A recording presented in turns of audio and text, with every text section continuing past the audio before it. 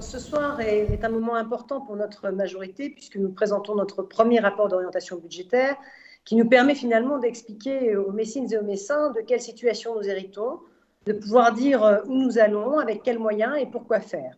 Alors, je le disais lors du dernier conseil municipal, nous ne partons pas d'une page blanche, nous sommes tenus par les engagements qu'ont pris nos prédécesseurs et qui obèrent de manière profonde, grave, nos marges de manœuvre.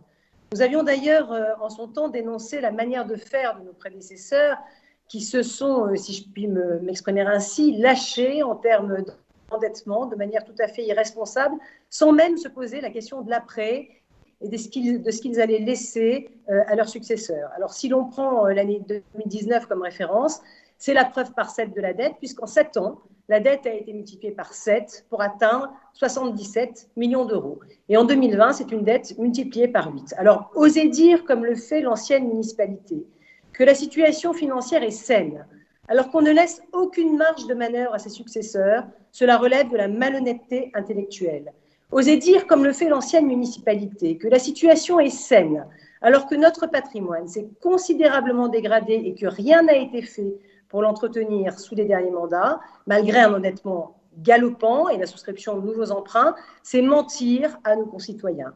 Les écoles, les gymnases, les centres socioculturels, rendez-vous compte, 34 écoles dans un état alarmant et devant faire l'objet de travaux urgents et de grande ampleur pour plus de 9 millions d'euros. C'est la belle étoile qui pâlit. Jamais nous n'aurions pensé hériter d'un tel bilan, nos prédécesseurs n'ayant cessé de répéter que l'éducation était leur priorité. 10 salles omnisports sur 14 dans le même état. 2 millions d'euros pour 2 millions d'euros et auxquels il faudra rajouter 930 000 euros de rénovation thermique déjà inscrite. 3 stades et plateaux, 3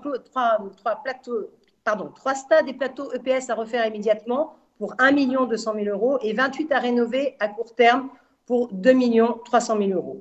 5 centres socioculturels en urgence pour 3 400 000 euros et 11 centres socioculturels, dont celui de l'espace de la Grange, à refaire très rapidement pour près de 2 millions d'euros. 9 bâtiments administratifs pour plus de 3 millions d'euros. Au total, et sans prendre en compte l'entretien récurrent, 30% du patrimoine, représentant environ 35% des surfaces, se trouve actuellement dans un état dégradé en raison d'un manque d'entretien et c'est plus de 13 millions à investir tout de suite pour des travaux de grande ampleur auxquels il faut ajouter le remboursement de la dette, ça a été dit, une dette jeune avec des annuités de plus en plus importantes pour les années à venir qui obèrent notre capacité d'emprunt, le patrimoine culturel à entretenir, 8 millions d'euros pour l'église Sainte-Thérèse, une dette de 8 millions d'euros de la ville à la métropole pour les équipements de la ZAC de l'amphithéâtre, l'éclairage public pour 1 600 000 euros, 300 000 euros par an de matériel informatique à renouveler, etc., etc. Alors, ce bilan s'accompagne d'une chute libre de notre épargne nette, c'est-à-dire de notre capacité d'autofinancement pour nos investissements et de charges de fonctionnement qui vont s'accroître par suite de décisions prises par l'ancienne municipalité.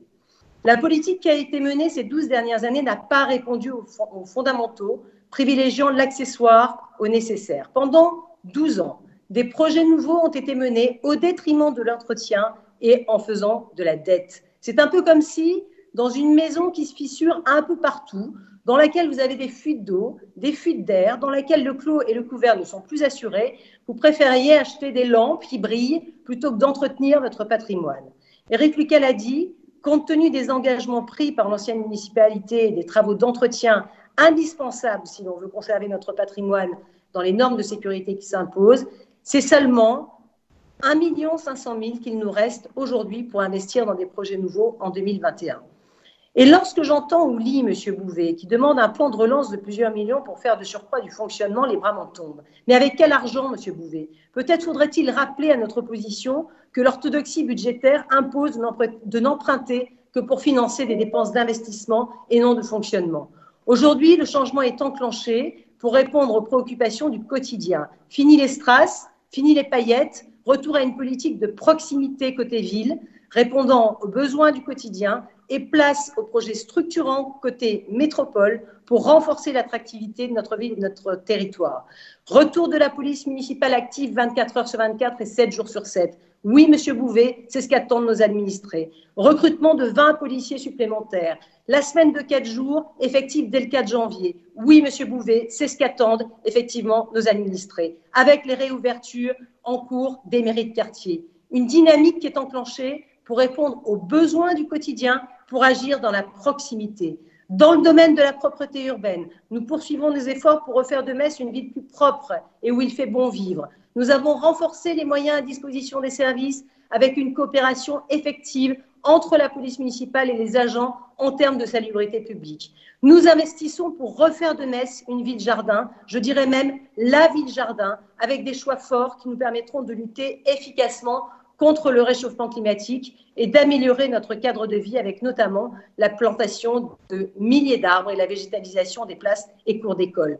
Nous allons refaire du cloître des Récollets ce haut lieu de l'écologie qui sera un axe fort de l'identité de notre ville. Et puis, lorsque les conditions sanitaires le permettront, nous créerons une nouvelle dynamique avec de véritables conseils de quartier qui ne seront pas une parodie de démocratie participative, mais bien des lieux d'écoute et de réponse aux questions et aux attentes des Messins. Nos concitoyens méritent que nous prenions soin de leur patrimoine qu'est notre ville, et c'est notre engagement aujourd'hui, faire de Metz une ville verte, attractive, sûre, et où le quotidien n'est pas délaissé, comme cela a été le cas au cours des 12 dernières années. Je vous remercie. Bien, merci Madame Colin-Austerlet.